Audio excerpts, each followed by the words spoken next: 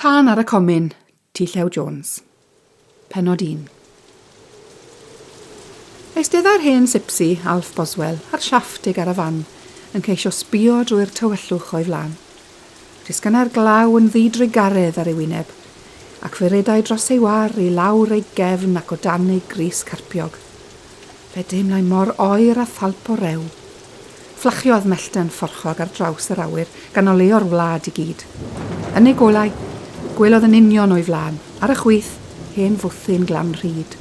Gwyddai wedyn ei fod yn nesu at y tir Comin yn ymyl yr afon, lle gallai aros dros nos heb gael ei erlyd gan neb. Roedd e wedi bod y ffordd honno i geiniau weithiau yn ystod ei oes hir. Ar y darn Comin wrth ymyl yr afon, roedd Sara ei ferch wedi marw ar enedigaeth plentyn. Dim ond 2 ar 20 oedd hi pan fu farw, a chan mai hi oedd ei unig ferch a chanwyll ei lygad, nid oedd yr hen Alf wedi gallu maddau i'r drefn am ei dwyn mor ifanc oddi wrtho. Ar ôl colli Sara, roedd yr hen ŵr wedi mynd yn greadur sarig ac anghyfeillgar. Pan geisiau rhywun ddweud gair caredig wrtho, fe fyddai'n siŵr o gael ateb cas anghwrtais ganddo. Ac o dipyn i beth, fe gefnodd y sipsiwn eraill arno, gan ei adael yn llonydd i fynd i ffordd ei hun. Ond bod Alf wedi chwerwi pan fu farw ei ferch, roedd e wedi magu'r baban yn dyner, roedd e wedi bod yn dad ac yn fam i blentyn Sara, sef Tim, a gysgau'n dawel y funud honno y tu mewn i'r garafan. Fel roedd e unwaith yn meddwl y byd o'i ferch, roedd e nawr yn meddwl y byd o Tim, ei oer 40 oed. Roedd e wedi ei weld yn tyfu'n fachgen cryf, mai un bychan o'i oed oedd e, ac roedd e wedi dysgu holl ddoeth huneb y sipsiwn iddo. Gallai Tim wneud basgedi o wiail glan yr afon bron cystal ei dad ci, ac fe allai osod magal ar lwybrau'r cwningod yn y coed a'r ceiau. Ac fe allai farchogaeth ceffyle, roedd hynny yn wyll na dim ganddo. Roedd y gaseg yn llusgo ei thraed, ond ni fynnai Alf roi'r chwip ar ei gwar. Fe wyddai'n iawn a ddyle hi ddim bod yn tynnu'r garafan o gwbl a hithen disgwyl ebol unrhyw funud. Dechreuodd feddwl am y gaseg. Roedd e wedi ei phrynu oddi wrth y dyn hwnnw yn hafarn y Royal Oak yn Llanbedr Pont Steffan. Roedd e wedi meddwl llawer gwaith am y dyn hwnnw. A'i lleidir oedd e wedi dwyn y gaseg. Pam roedd e wedi gadael iddi fynd am bris mor isel? Roedd y cwestiwn wedi poeni llawer ar Alf Boswell ar hyd y blynyddoedd. Fe wyddai Alf pan welodd hi gyntaf erioed ei bod hi werth o leia 4 gwaith mwy nag oedd y dyn wedi ei ofyn.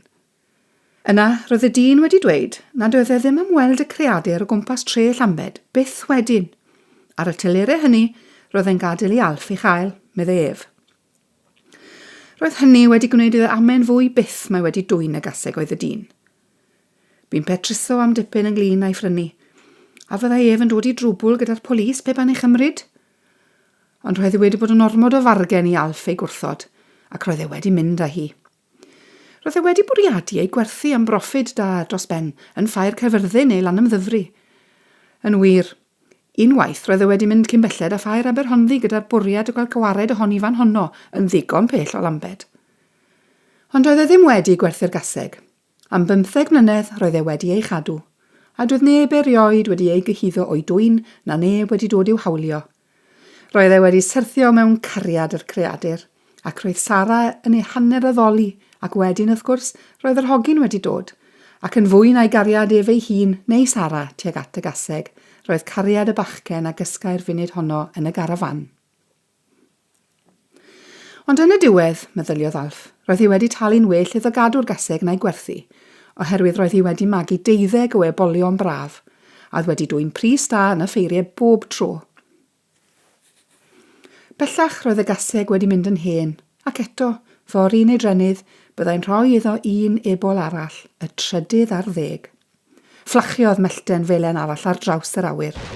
Yn ei golau, gwelodd ei fod wedi gadael hen fwthyn glan rhyd o'r tu ôl iddo, a'i fod yn awr wedi cyrraedd y bont dros yr afon.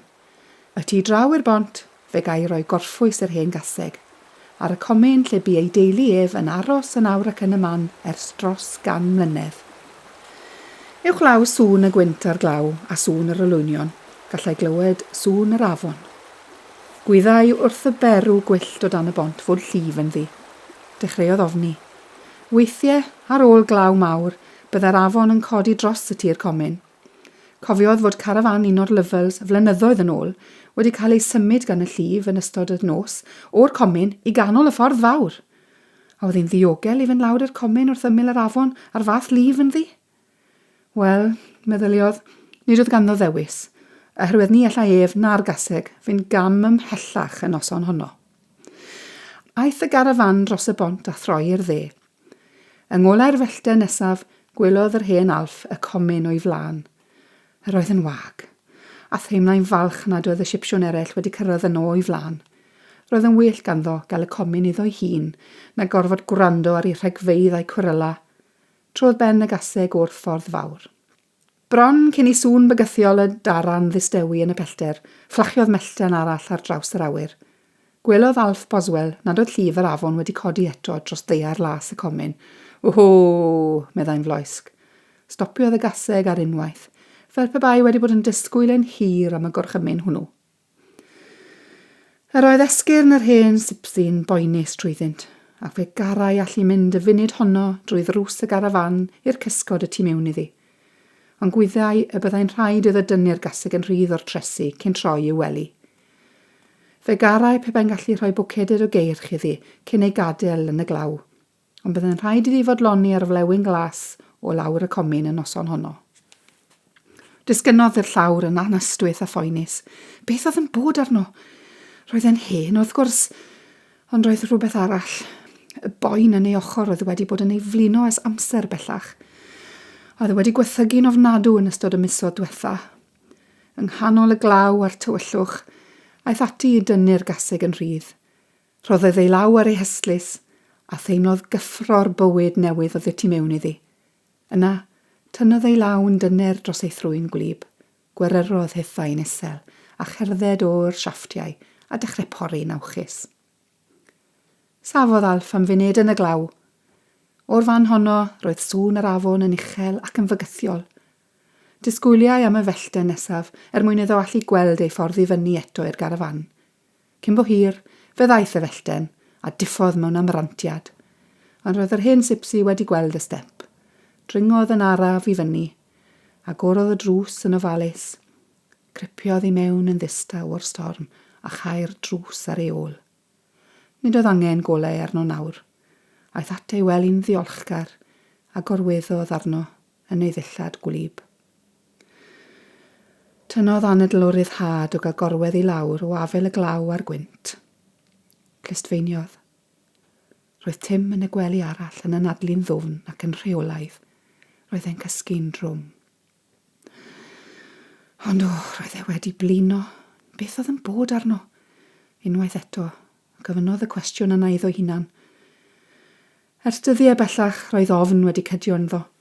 Fe wyddai fod rhyw afiechyd mawr arno. Y tu mewn iddo yn rhywle roedd rhywbeth wedi mynd o'i le. A oedd ei amser wedi dod, a oedd e'n mynd i farw. Ond nid oedd arno ofn marw, meddyliodd.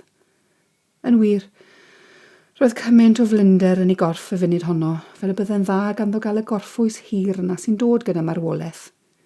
Ond Tim, beth a ddigwyddai'r hogyn pe bai rhywbeth yn digwydd iddo ef?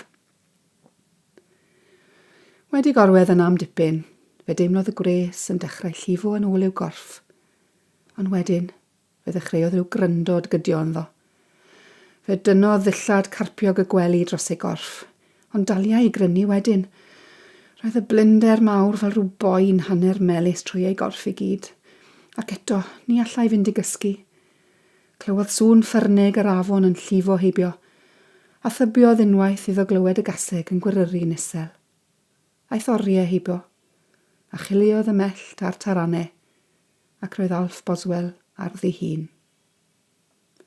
Erbyn hynny, roedd e'n gwybod fod ei amser wedi dod.